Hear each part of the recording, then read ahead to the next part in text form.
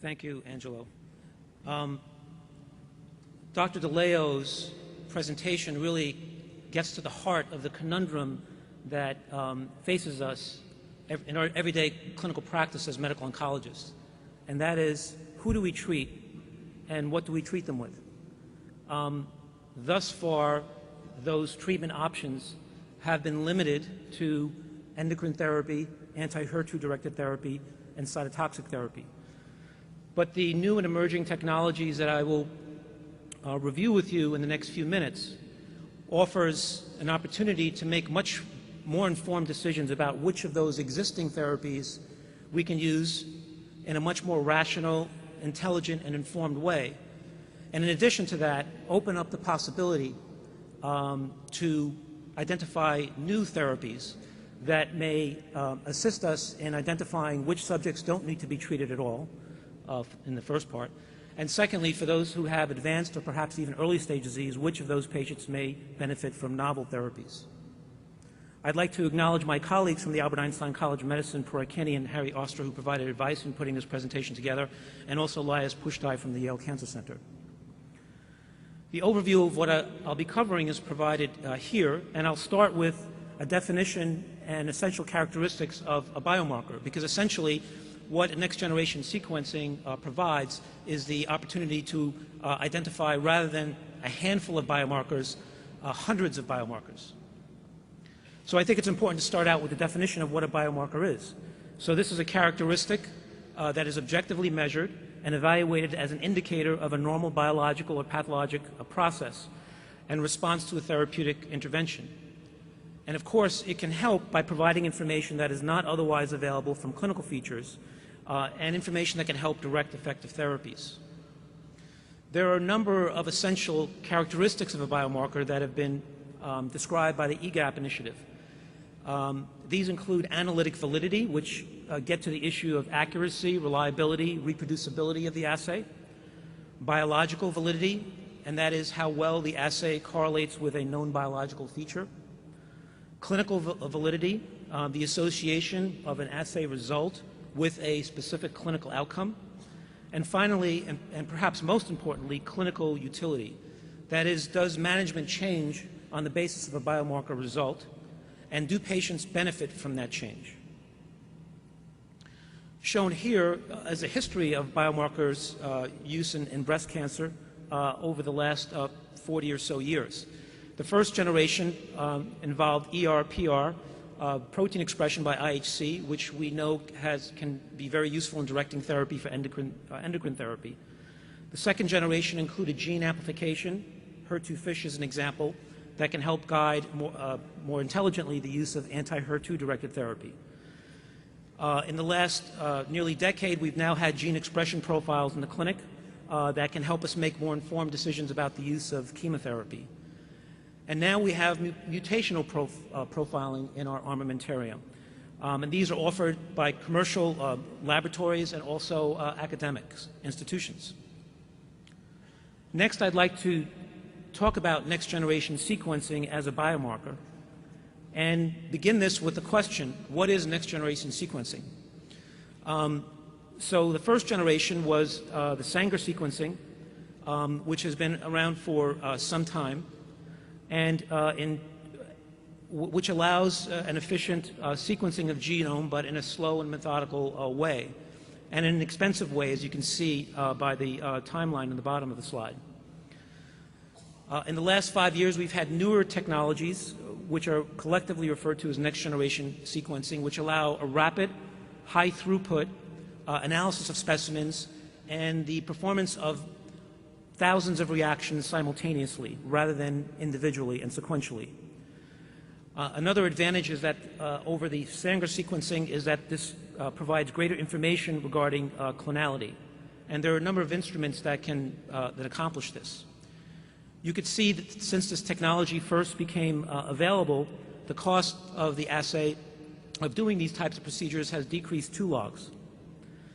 We're now in the third generation, that is next generation, which may allow additional advantages for research and discovery in terms of looking at single cells or single molecules. and may have clinical implications in that they may be more sensitive in detecting mutations. And as you can see, the price of sequencing an entire genome in the last 6 years has decreased from about $1 million to $1,000. Shown here are some key points about next-generation sequencing. First, it provides more detailed evaluation than gene expression, including both somatic and germline DNA. And this includes single nucleotide variations in our genome and the somatic genome, copy number alterations, gains or losses, which may be pathologic, small insertions or deletions, which are referred to as indels, or other structural alterations such as translocations and inversions. When applied to RNA, or RNA-seq, this also provides information on expression levels, alternatively spliced isoforms, which may have varying biological activity, and mutant transcripts and novel transcripts from fusion genes. This slide illustrates the spectrum of sequencing capabilities, starting with whole exome sequencing, in which 100% of the genome is sequenced. This codes exons or coding regions, introns or non-coding regions, and also intergenic regions. There are factors like DNA methylation, non-coding RNAs, and histone modifications can influence transcription and the ultimate readout, that is protein. These generally are right now used for research and discovery. Next is whole exome sequencing, which covers 1% of the genome where only coding regions are sequenced. And in the clinic now, we are seeing targeted sequencing, which involves a much smaller portion of the genome, where one can look at 200 to 400 exons, which are rationally selected and potentially actionable. And finally, we have gene expression profiling, and we have a number of different assays. Dr. DeLeo has described one of them to you. And in general, the poorest profiles by whatever assay you use, which are driven mainly by proliferation and estrogen receptor signaling, identify patients with ER-positive, HER2-negative disease and up to 3 positive lymph nodes who derive the greatest chemo benefit. So their focus and their clinical utility is narrow, very important, but very narrow. In terms of clinically applying next-generation sequencing, we have technologies that allow evaluation of the genome through whole genome sequencing, exome sequencing, or hotspot mutational analysis, the transcriptome, or RNA, and the epigenome. The data generated from genome sequencing includes point mutations, copy number alterations, structural variants, indels, as I've already told you, and which produce information about actionable mutations. And for the most part, the assays that are in the clinic provide information regarding actionable mutations. Right now, transcriptome and epigenome information relates mainly to research applications. Another important point about the clinical application of next-generation sequencing is to recognize the fact that the process involves a comparison between tumor or somatic DNA or RNA or DNA compared with germline DNA. And the information generated includes information about actionable mutations which are purely somatic, such as PIK3CA mutations, or mutations that arise in the germline but are also manifest in the tumor, such as BRCA1 positivity, which could have implications for targeted therapy, for example, PARP inhibitors. The germline information also provides information about disease susceptibility, which impacts both the patient and their family.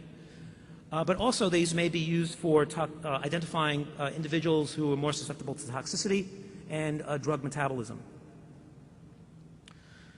In the last year or so, there have been a number of landmark studies that have been published mainly in Nature that have focused on the use of these technologies in breast cancer. And one of the first was a profiling study in 100 tumors, and the investigators found that driver mutations were found in at least 40 cancer genes and 73 different combinations of mutated genes. So just think about the enormity of that problem or that task, having to identify 40 different targeted therapies, at least for those 40 different driver mutations, and all the combinations thereof. Shown here is an example of how digging deeper could help match a drug through mutational profiling. And this is work recently published in Cancer Discovery showing that activating HER2 mutations in HER2 gene amplification negative breast cancer can identify patients who could be potentially susceptible to anti-HER2 directed therapy. The investigators found that HER2 mutations occurred in about 2% of HER2 non-amplified tumors. These HER2 mutant cells exhibited accelerated growth in xenografts and were particularly sensitive to neratinib, but not lapatinib, in vitro and in vivo. And this has led to a phase 2 clinical trial of neratinib in patients who have HER2 non-amplified mutant cancers who have HER2 mutations. 3 other papers published in Nature in the last year included the Metabrick study, the TCGA study, and the ACOSOG study, which addressed different issues that I'll review on this slide. The Metabrick study was a tour de force, a 2,000-patient prospective discovery and validation study, which included all subtypes of breast cancer, which included profiling methods that looked at the genome and transcription. And they were able to identify 10 subtypes of breast cancer, not 4 or 5, that were prognostic. In addition, they identified very specific deletions that could be potentially actionable. And the ACOSOG study looked at a more limited number of patients who had ER-positive disease who were receiving preoperative or pre-surgical letrozole. Both whole genome and exome sequencing were here, and although many mutations were identified, 18 were recurrent, and some were specific to some specific subtypes, and also could identify which patients were most likely to respond to aromatase inhibitor therapy. The TCGA looked at 825 patients of all subtypes. Currently, we don't have clinical outcome data for this cohort, but there were a variety of profiling methods that looked at DNA, RNA, methylation, microRNAs, and proteins. And this analysis found that PIK3CA and P53 mutations were most common, and there were particular mutations that were most common with luminal A, and that the basal subtype had similarities genetically to serous ovarian cancer. And finally, another analysis in triple-negative breast cancer looking at RNA-seq, so looking at RNA, again demonstrated a high rate of PIK3CA, P53, and P10 mutations that were clonally dominant, but also a wide and continuous spectrum of aberrations, as I noted previously. An important point to consider is the fact that the distribution of these mutations varies by the subtyping we use in clinical practice. So that, for example, the PIK3CA mutations predominate in luminal A and luminal B and HER2 enriched, much less common in basal subtypes. In addition, the P53 mutations much more common in the HER2 enriched and basal subtypes compared with the other subtypes. And we may be in a position to exploit these characteristics therapeutically in a more intelligent way. So what I've focused on thus far is actually analysis of the tumor. But I think what's perhaps one of the more promising and exciting applications of this is that we can actually measure DNA in the plasma, tumor DNA in the plasma, and that this can be used to monitor disease and perhaps even a recurrence, and can also be used as a non-invasive way to preemptively detect resistance in patients receiving standard therapies. So where we are today is that these genomic-based diagnostics are in practice, either through commercial companies or through major cancer centers. How do we use them? Should we use them? Well, the Institute of Medicine recently convened a workshop about genome-based diagnostics and came to several conclusions, including the fact that these assays were based on complex testing algorithms which are becoming increasingly empirical and non-transparent and rely on complex statistical methods, which raises questions about analytic variability, validity, and variability from lab to lab. In addition, the results are not used for diagnosis, but also for selection of therapies and other reasons. And they also conclude, importantly, that their clinical validity is not well understood. Having said that, with the information we have at hand, how do we match the alterations we can identify with specific therapies? Well, our current paradigm in breast cancer and in other cancers has been for some time single gene, single drug, with examples shown here. But there is an evolving paradigm where we can have a single gene with 2 or more drugs. Examples being dual anti-HER2 therapy in metastatic breast cancer, where addition of pertuzumab to trastuzumab-containing chemotherapy has been shown to improve overall survival. And in melanoma, where in BRAF V600 mutant melanomas, the combination of a BRAF inhibitor with a MEK inhibitor is more effective than a BRAF inhibitor alone. Shown here is a result of an analysis of a screen of a panel of cell lines against a variety of drugs. And I show this to make 2 points. First, that it confirms, I call out that certain drugs like lapatinib and EGFR positive tumors is active, as one would expect. And rapamycin, an mTOR inhibitor, is active in luminal breast cancers. But perhaps most importantly, this provides the opportunity for discovery of new agents that can be effective in other subtypes of breast cancer. And shown here is the fact that drugs targeting Aurora K, B, or C, or FGFR3 may be effective, offer the potential to be effective in Claudin-low breast cancer, an uncommon type of breast cancer which is refractory to treatment. There's also been a very aggressive and ambitious effort to systemically identify genomic markers of drug sensitivity in a larger cohort. This included 639 tumor cell lines, 130 drug screen, a variety of profiling methods. And the results were as follows. First of all, there were a large number of gene-drug interactions, of which about 5% or 1 in 20 were highly significant. Sensitivity to most drugs was associated with activating mutations, confirming our strategy to use the presence of these mutations to select patients for therapy. However, responses were also seen in inactivating mutations of tumor suppressor genes. So this opens another door. There were marked responses in small subsets of outliers. So a lot of these mutations are rare, and we need to screen many patients to benefit the few, but those few can derive tremendous benefit from these therapies.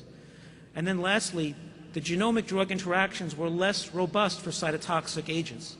This also supports the notion that identifying the mutation can be useful in identifying a specific drug targeting that mutation. There are a number of resources that can be used for matching alterations with agents that are shown on this slide. And these knowledge bases are used for developing rule-based algorithms for matching therapies with specific alterations.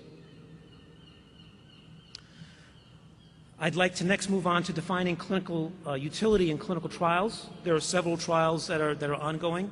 The SAPPHIRE-1 trial was presented at ESMO and will be updated at this meeting on Monday. And this was a trial in patients with metastatic breast cancer who had a biopsy of their metastatic site, underwent genomic profiling, and at the time of progression received targeted therapy. The primary goal was to identify, to match 30% of patients with therapy based on their genomic alterations. And they were quite successful in accruing patients. In 69% of those who did have analysis, they were able to identify a genomic alteration. And at the time of the analysis, however, only 8% of the patients who enrolled in the trial were matched to a genomic alteration, and a quarter of those benefited. At this meeting, we'll see updated results regarding the success of the strategy.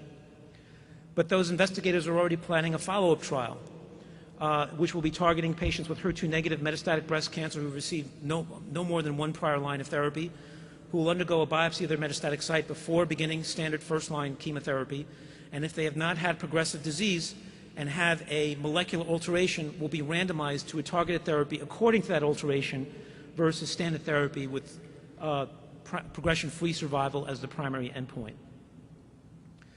In addition, the NCI is embarking on an ambitious task with 2 major focuses. One, to look at the genomics of exceptional responders, that is, translation of a phenotype with a specific genotype.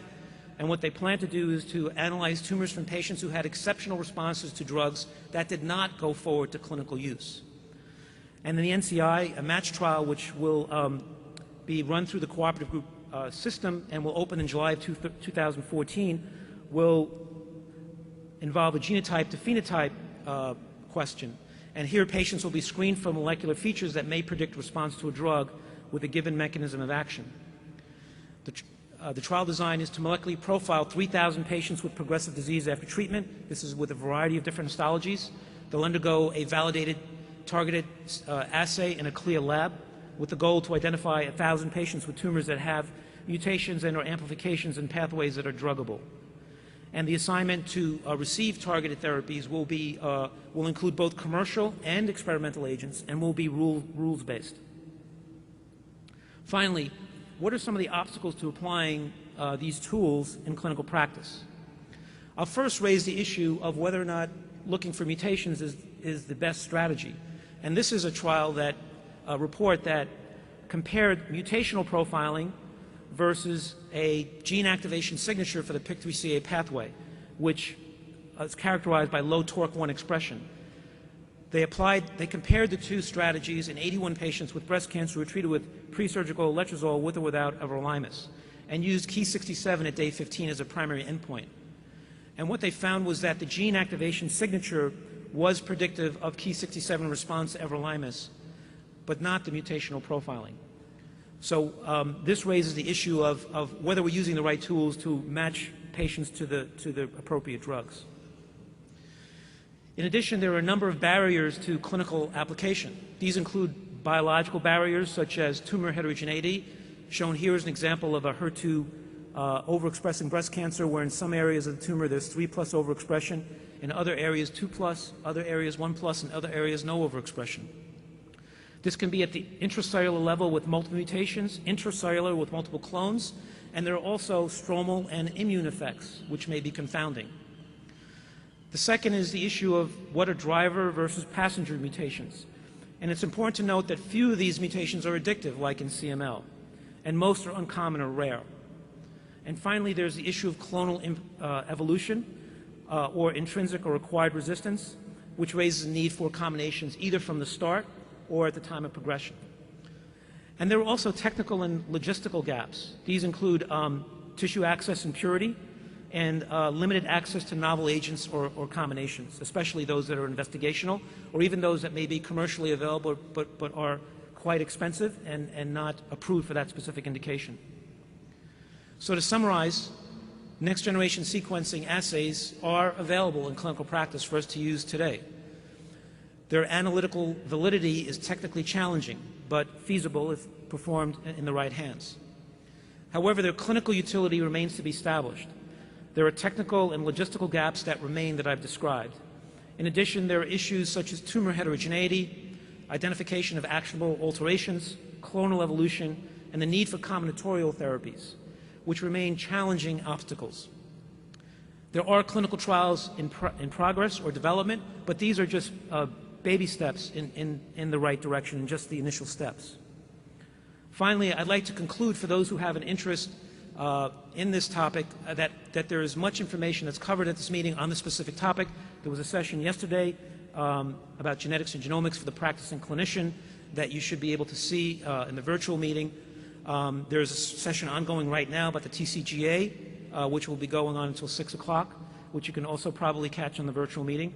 On Monday, there'll be a clinical science symposium focusing on molecular predictors of targeted therapies, and also a poster discussion session.